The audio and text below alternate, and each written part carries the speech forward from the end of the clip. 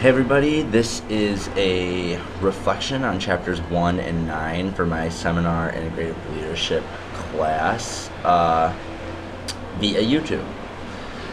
So in chapter 1, I believe Park's identification of how the commons is being transformed in the 21st century is really spot on. I love the quote, global in scope and relentlessly local in impacts. It makes me think of Barack Obama's grassroots campaign to have constituents give $3 or $5 to elect arguably the most influential and powerful leader on earth. I also identified with the 5 key hungers affecting leadership. However, I believe there should be 3 ancient conditions instead of 2. I mean, don't all great leaders, post and present, need moral courage? I believe the 21st century is a new moral moment, but isn't moral courage as potent now as it was 20, 200, and 2,000 years ago? Parks needs to reward exactly what she means by new moral moment, without taking away from the moral courage shared by talented and influential leaders in the past. Also, I believe the case-in-point mythology is as close as we may ever come to teaching leadership. It is obviously well-researched and has produced positive and satisfying results. However, I believe teaching leadership is extremely broad or a far-flung statement. Some of the greatest leaders in the past and present were taught nothing formally about leadership and act simply based on their personal experiences. Anyone can be taught leadership. Knowledge can be given, exact instructions can be given on exactly how to be effective, but I believe people are born with a certain set of skills that can be cultivated by the proper teachers through knowledge. This certain criteria of skills is essential to being an effective leader, and one can only go up from that point. If you don't have these skills, I think one person can only go so far. But if you do have them and their natural born talents, then the sky's the limit. Obviously in USGA, it's obvious in USGA that there's a certain skill set or mindset that everyone has. Only a certain type of person is succeeding in such like an innovative and competitive environment. I feel like I said a lot about this chapter, so I'm not going to talk about it anymore.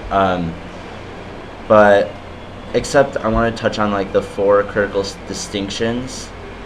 But just end with it. I think Parks is a really fantastic idea, and I'm sure she has helped many people at Harvard and beyond. But this first chapter sounds more like an advertisement to buy the book or take the class than anything else. Now, for chapter 9, towards a more adequate myth, I really enjoyed it. I read it at 6:30 a.m. at work, and normally I'm yawning through homework, but this completely kept my attention. The myth of leadership is extremely interesting to consider in a cultural context. In a different class, in one of my classes, different one, we are learning about how all knowledge is essentially a social construction created by humanity at some point in time, and leadership is no exception. Humans automatically imagine a leader in a certain way, and it is quite beautiful that this social construct is changing. A quick and awesome example is my boss in my other job. She's the coordinator of student leadership development of the student leadership development office and directs like the peer leadership mentor team, who organize Student Leadership Institute and various other activities on campus. She is an introverted African American woman who most would never consider a leader in truth. We talk about leadership often, and she always emphasizes for herself creativity as one of her strongest points. And I can't say enough that the Student Leadership Institute, which was under her belt, was the most successful that it has ever been. The peer leadership team has never accomplished so much, and the SLD office is growing greatly on campus. So she may not fit the myth, but Yolanda is a true leader and fits her role so well. Also, the idea of the myth successfully functioning in the new commons almost seems comedic. In 2013, adaptive leadership must deal with what Parks writes: nonlinear interconnectedness, field theory, self-organizing systems, ecological perspectives, strong attractors, and information-rich reality. That points to a fundamental reordering of our understanding of how life works.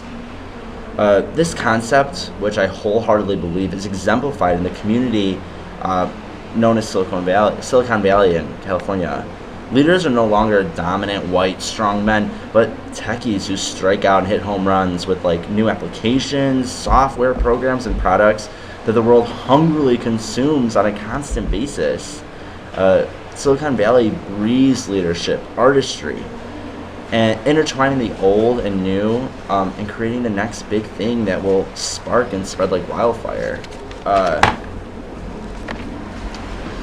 There are 3 more topics I want to quickly talk about. I know this is getting long. That struck me. Adaptive leadership is just as rigorous, if not more so, than the previous leadership myths. I think proponents against the culture change would argue that it is difficult to make hard decisions under adaptive leadership. That, I think, is obviously not the case. Instead of simply remaining steadfast and powerful, one must maintain equilibrium and rely on the past while mobilizing the social system and creating a new reality. Precedent and detailed technological advancement makes things a lot more complicated, making adaptive leadership more rigorous than ever before. Secondly, leaving the cultural boundaries of a space is a really cool concept to think about. And I love the example of the classroom. It's very interesting to consider the creative options for how one can utilize the social construct of an environment creatively to forward one's leadership agenda.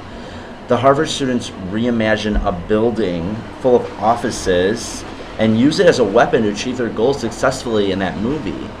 The creative interpretations are necessary to please all parties and forward any agenda. Finally, the last thing that I want to touch on is the moment of introspection that Parks details. These are so far and few between because of so many different things thrown at us in 2013, like Facebook and the New York Times Twitter account. The new pace of life is simply so much. I feel most people my age make major decisions during those very few moments of personal silence they set up for themselves within their entire lives.